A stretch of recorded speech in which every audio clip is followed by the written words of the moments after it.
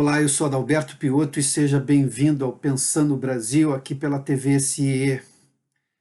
Neste primeiro episódio do ano, levando-se em conta que 2020 foi um ano que terminou no calendário, mas não nas nossas vidas, nós fomos buscar justamente na série de entrevistas que você acompanhou aqui pelo Pensando Brasil, este projeto da Piotto Produções em parceria com a TV CIE, uma série de ensinamentos, de lições de 2020 para 2021. Porque a pandemia trouxe implicações extremas que ainda continuam na saúde, na política, na economia, nas relações interpessoais de todos nós. 2020, o ano que não terminou, lições para 2021, é o título deste documentário, cujo primeiro episódio, que traz lições sobre política doméstica, sobre questões internacionais, a diplomacia brasileira e sobre a questão ambiental que envolve o Brasil de maneira extremamente ampla. Acompanhe o primeiro episódio desse documentário do Pensando Brasil especial. 2020, o ano que não terminou, lições para 2021. Política externa não se faz no peito e na raça. Política externa não se inventa a partir do marco zero. Logo que o governo assumiu, quer dizer, o ministro das Relações Exteriores, ou a equipe que cuida da formulação da política externa, convencionou o entendimento de que tudo que foi feito do Barão do Rio Branco em diante está errado. É que se uma política externa não tivesse continuidade, é como se a política externa também no governo militar tivesse sido, digamos assim, nociva ao Brasil. Tá? Então, e o que eles pretendiam é reescrever a política externa desde o tempo do Barão. A estupidez de brasileiro é achar que a gente pode se dar bem tomando partido nisso, né? Eu concordo com o senhor, não faz nenhum sentido, falta pragmatismo, não falta ao governo brasileiro de olhar para essa situação? Pois é, porque aí está impregnado por uma perspectiva ideológica, mas de uma natureza muito estreita, antiglobalista, mas americana. Enquanto que o Brasil, como outros países, o Brasil sempre foi capaz de ter uma voz acima, inclusive, do peso, porque sempre soube justamente buscar ser conquistado todo o tempo pelas potências na ordem internacional. Na hora que a gente se alinha automaticamente a um ou a outro, a gente perde essa capacidade. Por que o Brasil não é capaz de liderar internacionalmente, sendo que tem tamanho para isso, história para isso e mais que isso, tem tecnologia para isso? Ou seja, nós somos hoje o celeiro do mundo, que não é pouco. Do ponto de vista estratégico, ter um país que é o celeiro do mundo, isso é gigantesco. Nós temos tecnologia e provamos isso ao mundo todo, ou seja, temos a Embraer, temos a Petrobras, ou seja, e isso não nos falta. Por que não lideramos internacionalmente, embora sejamos um país internacionalizado muito mais do que fomos no passado? Piotto, é o seguinte, todas essas condições que nós temos precisam ser convertidas em eixos de poder. Toda, digamos, essa capacidade inventiva do brasileiro, os recursos naturais que nós temos, né? As plataformas de desenvolvimento sustentável que empregamos nas últimas décadas, precisamos converter tudo isso em política pública. Tá? Primeiro ponto central que nos impede de competir com as grandes potências ou de ser o Brasil grande, começa com uma coisa básica, educação. Eu não conheço nenhuma grande potência que não seja também uma grande potência em educação. Toda e qualquer grande potência, ela é uma grande potência educacional. Começa por aí. Se você não é uma grande potência educacional, você está desperdiçando todos esses recursos que você tem à sua disposição. Aí tem outro fator. Obviamente, você precisa converter esses recursos em políticas públicas. Quer dizer, uma boa educação vai lhe dar capacidade de melhor formulação de política pública. Melhor formulação de política pública, você vai empregar esses recursos que estão à sua disposição e isso vai te elevar a tua estatura no mundo para o nível de uma, digamos, não de uma potência, né? Ou de um país desenvolvido. Toda grande potência, todo país se define como uma potência, tem 5 pilares centrais que o colocam no patamar de destaque nas relações internacionais no mundo. O poder econômico, o poder militar, o poder tecnológico, o seu poder diplomático e o seu poder de inteligência. Esses são 5 pilares que regem. Tá? Muito bem. Olha, vou te dar um exemplo. Vamos começar pelos Estados Unidos.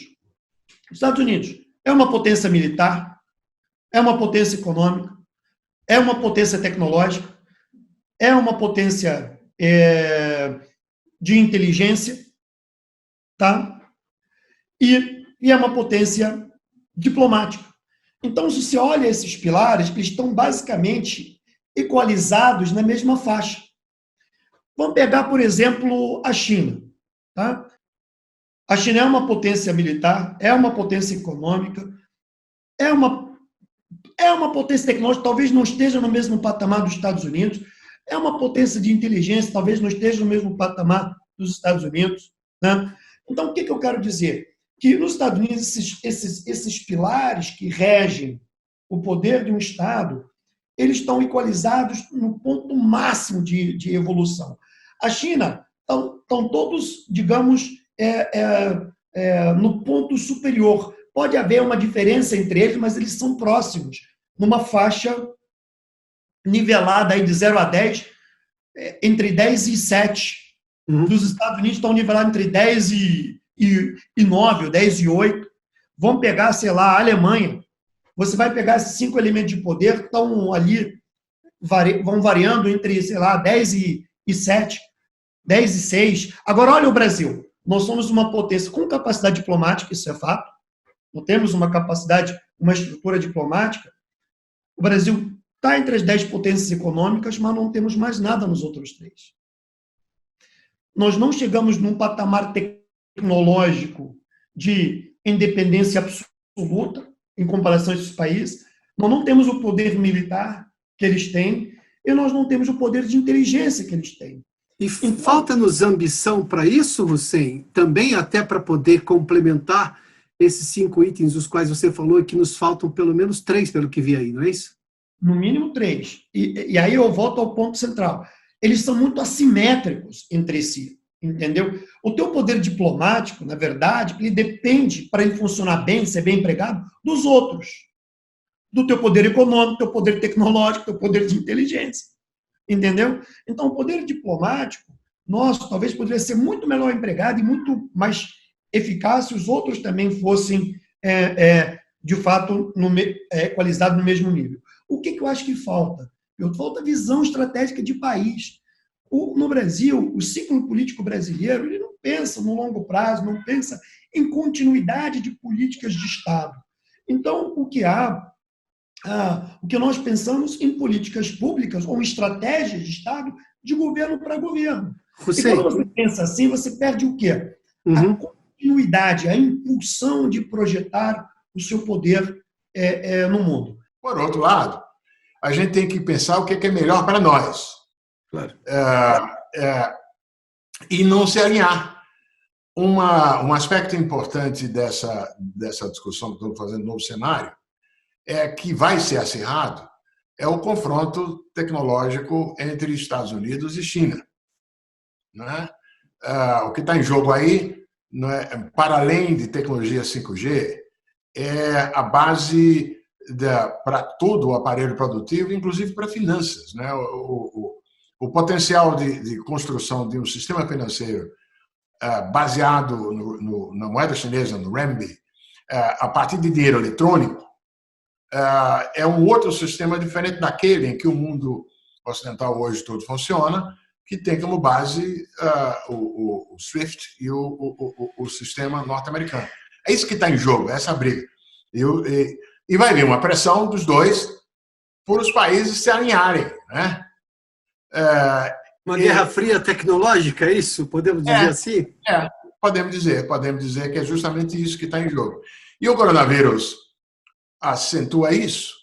Porque, entre nós, é o seguinte, os dois grandes caras, os dois grandes poderes, eles pisaram na bola.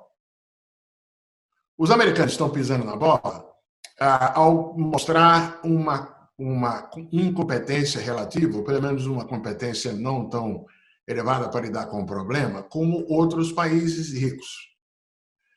E os chineses pisaram na bola porque, como todo mundo sabe, escamoteou lá no início do processo, tentou disfarçar, né, abafar, e se não tivesse ocorrido aquilo, talvez o problema tivesse sido muito menor e assim por diante. Quer dizer, os dois grandes pisaram na bola.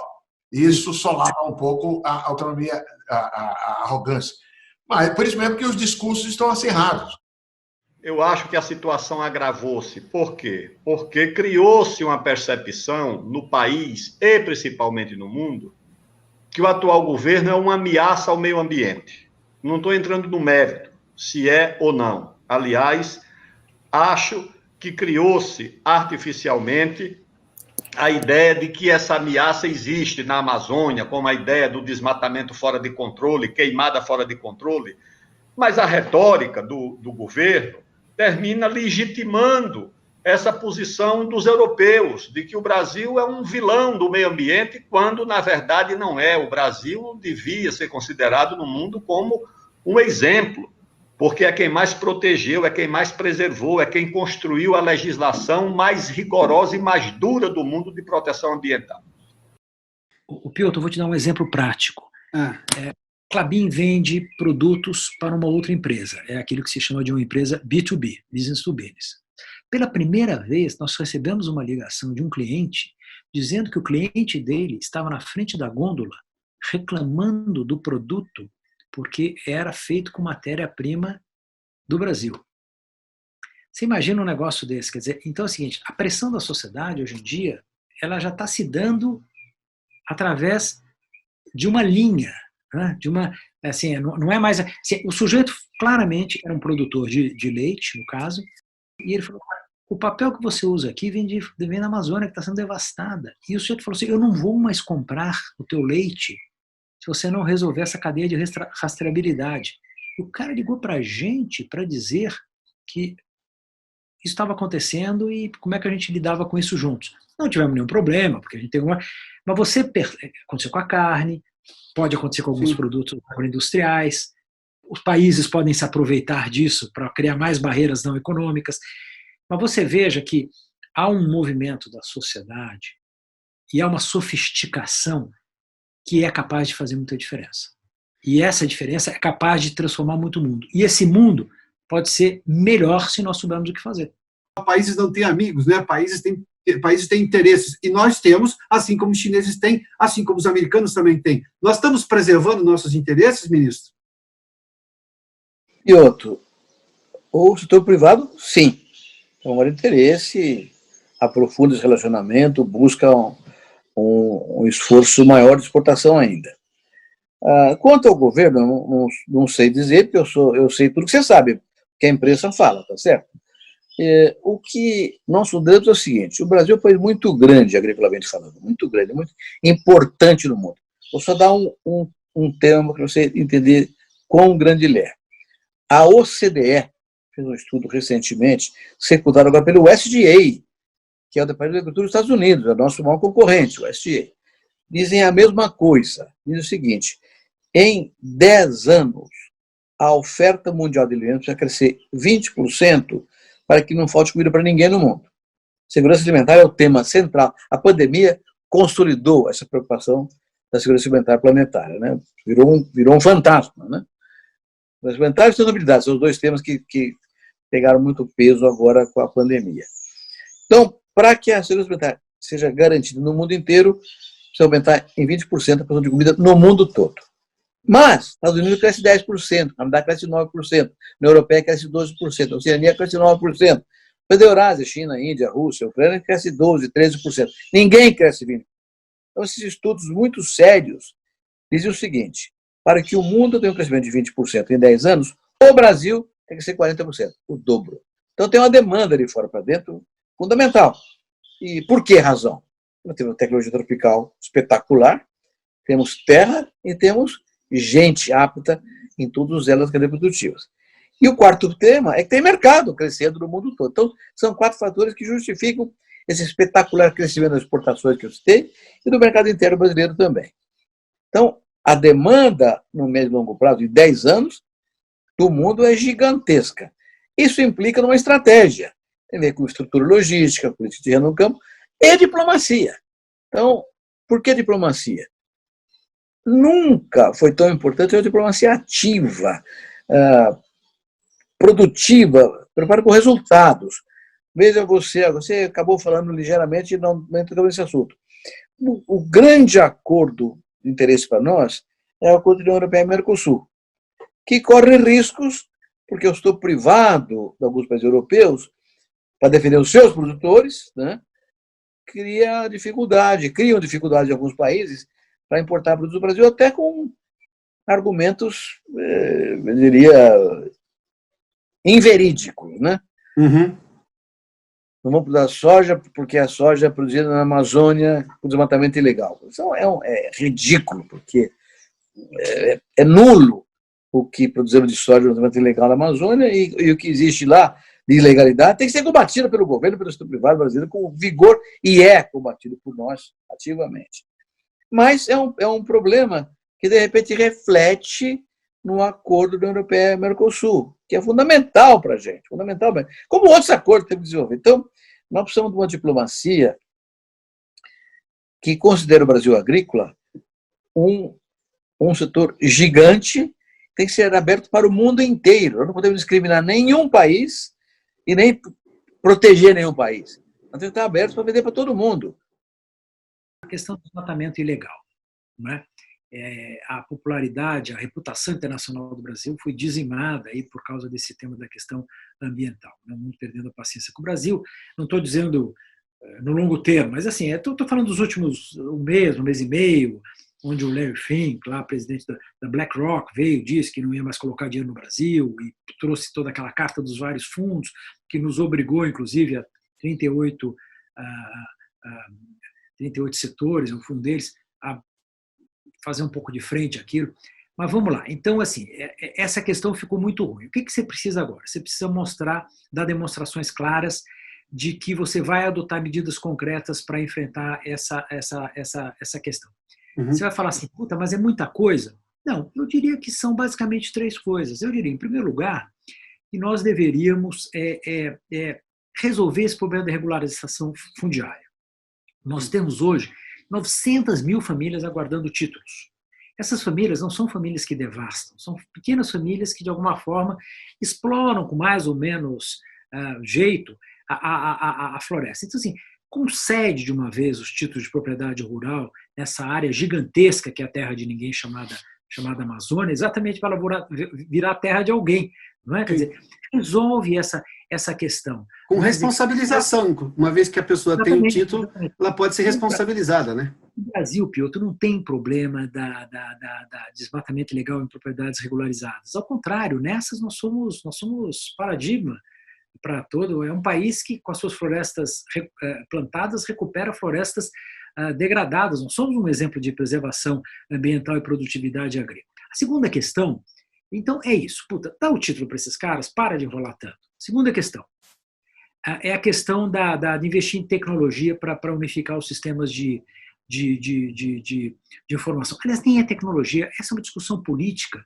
É impressionante os feudos das entidades ambientais. Eu respeito muito as ONGs, mas há determinados feudos, o Piotr, há governos regionais, há órgãos federais e forças armadas que resistem em unificar os seus sistemas de informação e compartilhar isso. É um negócio completamente maluco. Assim, nós dois resolveríamos isso com um pouco de coragem. Nós dois íamos sentar lá e ia falar quantos sistemas tem? Tem 15. Então, chama aqui as ONGs, chama as pessoas. Pessoal, vamos fazer esse troço. Não tem como. Não, vou chamar um hacker aqui, um garoto desses de 16 anos, que eu aposto que ele monta um sistema aqui para você se conversar. Impressionante, eles não se. E a terceira coisa é criar incentivos econômicos corretos para estimular a preservação de floresta e recuperação da vegetação nativa. Isso é o seguinte, é criar mecanismos de incentivo para a exploração extrativista. Você não tem grandes dificuldades de fazer uma coisa dessa. É mostrar que a preservação é um bom negócio. Não é? Valor econômico à preservação, é isso, né? Claro, quer dizer, é explorar aquela biodiversidade amazônica com jeito. É a natura da vida, você entendeu? Que está lá fazendo um belíssimo trabalho de busca de essências locais. Do Plano Collor, 90 até hoje, 30 anos, olha esses números, Piotr. A área plantada com grãos no Brasil cresceu 74%, 74%. E a produção de grãos cresceu 346%. Tecnologia na veia, né? Produtividade por hectare. Hoje nós cultivamos no Brasil 66 milhões de hectares com grão. 66 milhões de hectares com grão. Na verdade, é menos do que isso, mas tem uma boa parte que faz 2 safras, então as 2 safras somadas dão 66 milhões de hectares de grãos. Se nós tivéssemos hoje a produtividade que tínhamos no Plano Collor, para colher a safra desse ano, seria plantar mais 103 milhões de hectares, além dos 66. Ou seja, 1,5 vezes a área cultivada hoje no Brasil tem que ser plantada. O que significa isso? A tecnologia brasileira é tão sustentável, que ela inibiu o desmatamento de 103 milhões de hectares. Isso foi feito, não é uma promessa ambientalista, não é um sonho romântico. Foi feito. Nenhum país fez um negócio tão extraordinário que o Brasil fez. Isso aí com grãos. Faz a mesma coisa com cana, com café, com laranja, com carnes. O produção de frangos no Brasil, no mesmo período, cresceu 495%. Extraordinário. Extraordinário. Nenhum país fez isso, né? Então, a tecnologia tropical brasileira realmente é espetacular e é sustentável. Agora, os defeitos que existem não são da produção profissional. É do aventureiro. Cara, que a Amazônia é um processo dramático. Tem lá, hoje, milhares de produtores que estão lá há 30, 40 anos e que até hoje não têm o seu título de propriedade da terra. A questão fundiária tem que ser resolvida lá. A questão fundiária é central. Você não tem a propriedade da terra, não tem o que oferecer para o crédito rural, para o banco para ter crédito rural. A garantia real é a terra que ele tem. Se ele não tem o direito da propriedade, agora vai a garantia real. Então acaba desmatando ilegalmente, né? Isso, como isso, tem milhares de problemas. Incêndios criminosos. É criminoso, tem que ser punido, não tem que discutir. Invasão de terra de índio, terra do invadiu, tem que punir, não tem que discutir. É ilegal? Pune. Todo país é dividido. Não é? A gente exagera. Nós, de fato, temos hoje 2 extremos. Mas é natural que isso aconteça. O que nós precisamos é o seguinte: é um projeto nacional, como diz você aí, que nos diga para onde nós queremos ir. Ou seja, esse projeto, em torno desse é que você tem que formar uma certa maioria.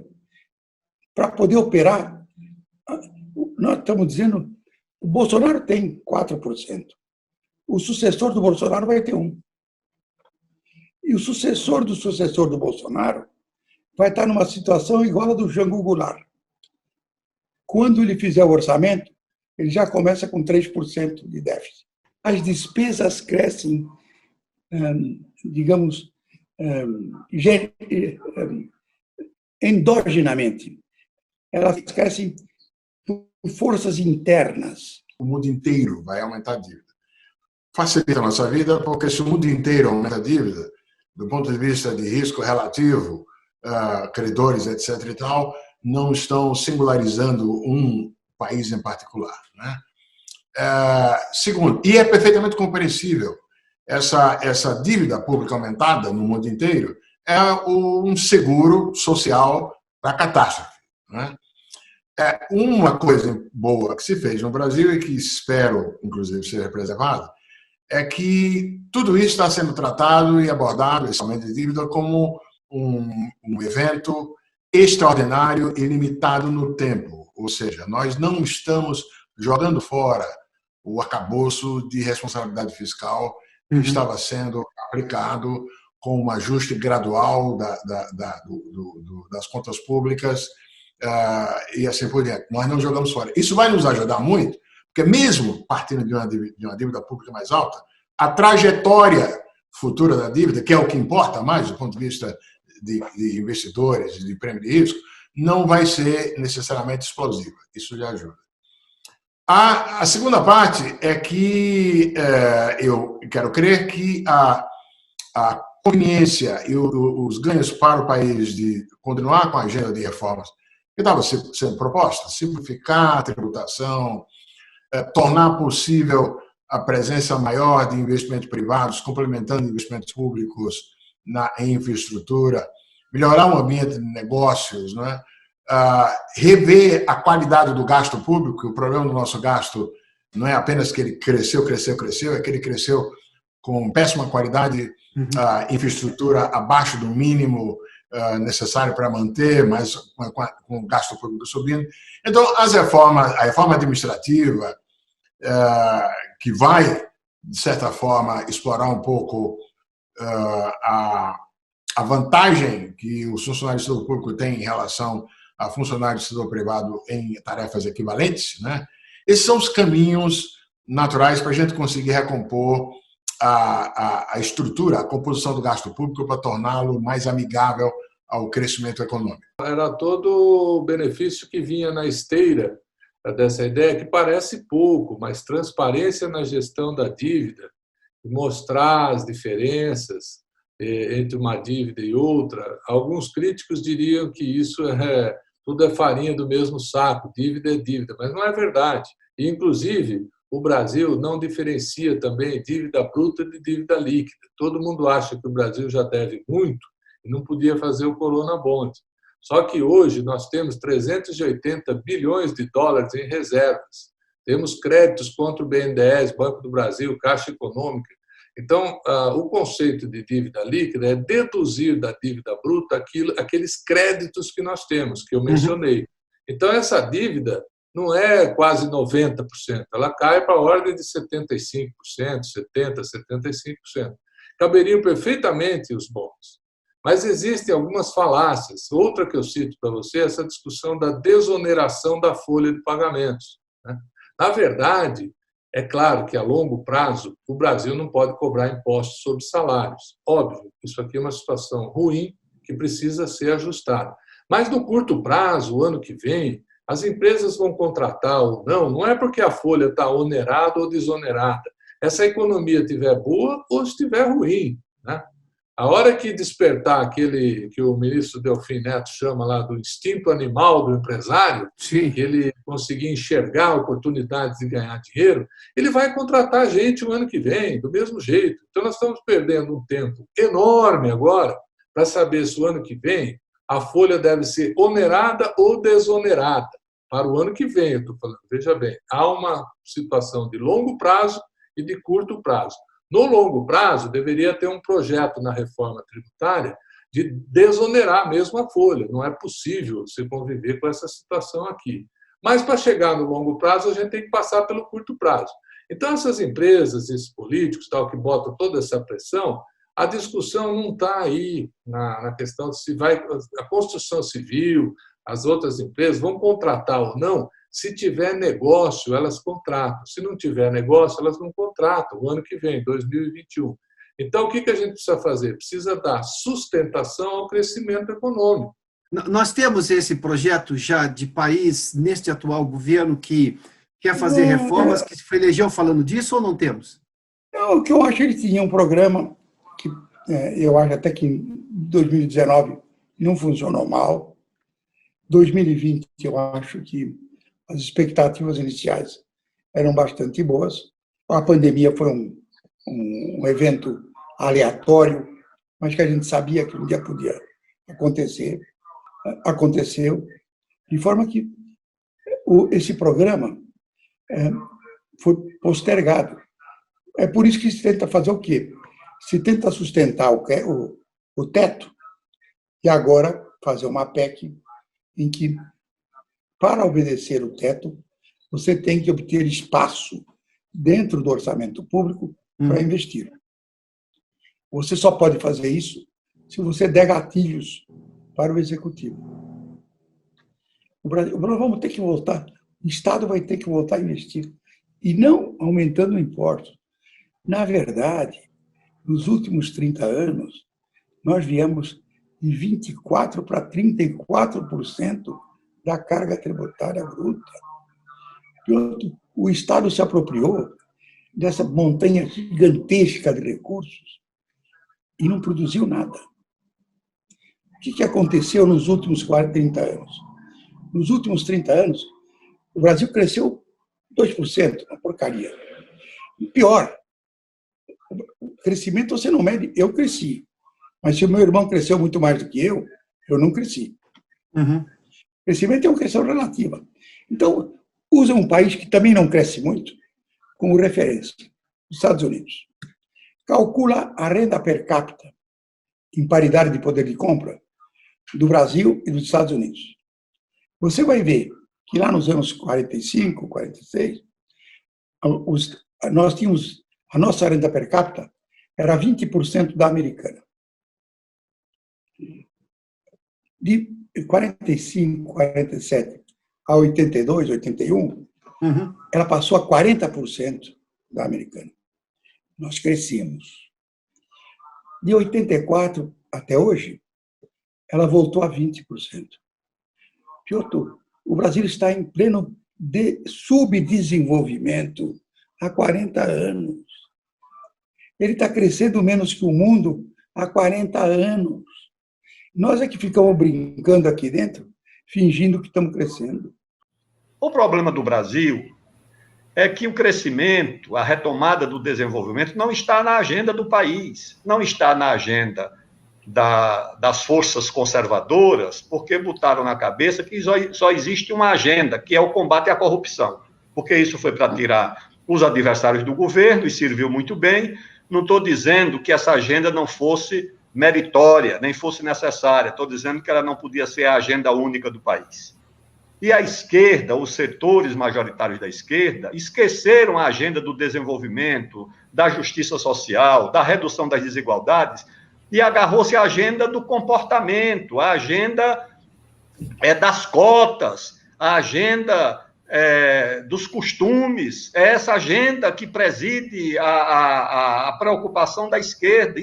Esqueceu completamente a questão do desenvolvimento do país, como se houvesse saída para o Brasil sem crescimento. Qual a saída que o país vai ter sem crescer? Tem saída para a crise fiscal? Nunca. Crise fiscal de Estado, da União, de município. Eu fui ministro de 4 pastas diferentes, fui presidente da Câmara dos Deputados, passei boa parte da minha vida pública atrás de recursos para obras do meu ministério, prefeituras. Só sei uma coisa: quando o país cresce, você tem dinheiro para tudo. Quando o país não cresce, você não tem dinheiro para nada. É uma luta inconsequente, uma briga pelo nada, pelo déficit, porque aí o que é que o governo faz? Assim que sai o orçamento, já contingencia pelo menos a metade, já contingencia. E depois você sai brigando ali para liberar uma ponta de recurso para custeio, porque investimento você não tem nada. Tem solução para a crise do desemprego se o país não voltar a crescer? Mas gerar emprego aonde? É em prefeitura, em governo de estado? Se a atividade privada não retoma os investimentos, se o país não retoma os investimentos, mas como retomar investimento sem crescimento? Tem solução para a crise da Previdência? Não tem, mas tanto as forças chamadas conservadoras como as forças chamadas progressistas abandonaram essa agenda, o sonho, o ideal, o crescimento como paradigma, como gerador de esperança, porque não é apenas o resultado imediato, é a esperança que gera. Ajuda a mãe a criar um filho com sacrifício, uma família, porque olha para o futuro com esperança. Quando não olha com esperança, sabe o que é que vem no lugar da esperança? Vem o desespero. E sabe o que é o desespero? É isso que nós estamos vendo por aí. O aumento da violência e de todos os atos de transgressão que você puder imaginar. Então, Piotr, a primeira medida, o primeiro passo é ajustar a cabeça, ou seja, colocar no centro da agenda do país, independentemente de ideologia. O país não pode se dividir artificialmente entre esquerda e direita. Tudo isso é legítimo, que alguém seja de direita, que alguém seja de esquerda ou de centro. Agora, quando você fala em crescimento, você está falando do interesse de todos. Será que o empresário é contra? Ele é a favor, o operário também é a favor. Todo mundo ganha quando o país retoma o crescimento. Ninguém perde com isso. Reduzir desigualdade, eu não conheço quem seja contra. Todo mundo é favorável à redução de desigualdades. Todo mundo é a favor de que isso aconteça dentro de um processo democrático, que é o nosso caminho. E por que essa agenda com esses 3 eixos não domina o país? Porque parece que a luta ideológica pelo poder entre grupos que se antagonizam por ser o anti-isso ou o anti-aquilo, parece ser mais importante do que a agenda do crescimento. Hoje, se você perguntar se o Getúlio era de direita ou de esquerda, ninguém vai saber dizer, tá certo? Porque ele teve antagonismo dos 2 lados. Perseguiu os integralistas e perseguiu os comunistas. Então, Getúlio era de centro? Também não. Getúlio era nacionalista. Getúlio era desenvolvimentista. Juscelino também era isso. Então, o Brasil precisa reunir as energias materiais, espirituais, políticas, acadêmicas, não em torno de uma agenda ideológica da Guerra Fria que ficou no passado, mas em torno da ideologia do desenvolvimento do Brasil, que é o que interessa ao nosso povo. Se isso não for acertado, nós vamos continuar num processo de desorientação em torno de uma briga de agendas, de costumes, de comportamento. O que você acha que a gente perde tanto tempo nesse país com debates que eu chamo de inócuos? Porque, primeiro, o problema está mal explicado, então, obviamente, que a solução também não será a melhor. Você fez aí uma série de menções, por exemplo, a questão da dívida. Obviamente que a manchete do jornal falando que é acima de 90% é uma manchete mais chamativa do que se falar que são 75% a dívida. Mas eu não sei se o governo vai receber esse dinheiro, mas se eu partir desse pressuposto que quem tem para receber não vai receber, então vai se justificar calote de todo jeito. Bom, enfim, por que você acha que a gente perde tanto tempo em discussões? Quem é que fomenta esse tipo de coisa, discussões que eu chamo de inócuas, porque, obviamente, elas estão problematizadas da forma equivocada e que vão gerar, obviamente, uma discussão falsa, uma discussão falaciosa, para usar a sua expressão. Esse é um problema bastante complexo. Eu acho que a discussão dos temas no Brasil é muito rasa, discussão rasa.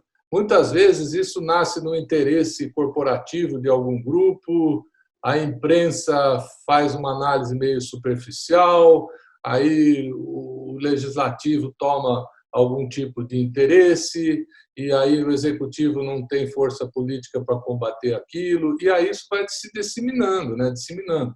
A gente tem isso, inclusive, no judiciário também. Tem algumas questões que a gente debate muito aí com os advogados, algumas verdades também que transitam dessas coisas do judiciário, que também são grandes falácias e sofismas, né? Então, eu acho que existe aí alguma coisa, nasce como uma fake news, vamos dizer. Sim. Talvez ela nasça de um interesse particular, um interesse corporativo, aquilo é colocado de uma forma viesada, não recebe uma contestação competente, passa batido na imprensa, que talvez muitas vezes se preocupa apenas em retransmitir, checa as fontes, a empresa séria, checa as fontes, explica tudo direitinho e tal, mas não vai mais fundo. Quer dizer, eu ouço vários comentaristas, várias coisas, sem a pretensão de parecer uma pessoa que sabe mais do que os outros, longe disso, eu estou dando a minha honesta colaboração. Falando desse jeito, parece que só eu sei as coisas e os outros não sabem nada, longe disso. Mas existe, efetivamente, um grande mal aí nesse debate nacional, que alguém tinha que resgatar isso. Resgatar, mas tinha que ser alguém que tivesse credibilidade e que tivesse poder de movimentação, transformar isso em alguma coisa na prática. Eu vejo algum político que poderia fazer isso, algum grande jornalista, algum veículo de imprensa, alguém tinha que resgatar a qualidade do debate nacional, colocar... São questões técnicas, né? Que, às vezes, não cabe nem juízo de valor. Não é questão de dizer, olha, aquele acha isso, o outro acha aquilo. É alguém que recomponha a tecnicidade do assunto para que ele possa ser conversado numa nova esteira, à luz desse rigor técnico maior. O Brasil, Piotr, fez o curso completo. O Brasil já foi um império autoritário com Pedro I. O Brasil já foi um império constitucional com Pedro II. O Brasil já foi uma república da espada com na República. Depois o Brasil foi, durante anos, uma república democrática, até o Getúlio. Depois fomos um regime autoritário civil, que foi o Getúlio. Voltamos a ser uma sociedade democrática. Voltamos a enfrentar agora um regime autoritário militar. Superamos isso e hoje somos uma democracia plena. Piotr, do ponto de vista da política, nós fizemos o curso completo. Nós sabemos hoje o seguinte, com todos os problemas, com todas as dificuldades, nós sabemos que o único sistema capaz de sustentar um crescimento com liberdade é a democracia. O senhor teme que haja algum retrocesso nisso, ministro? De jeito nenhum.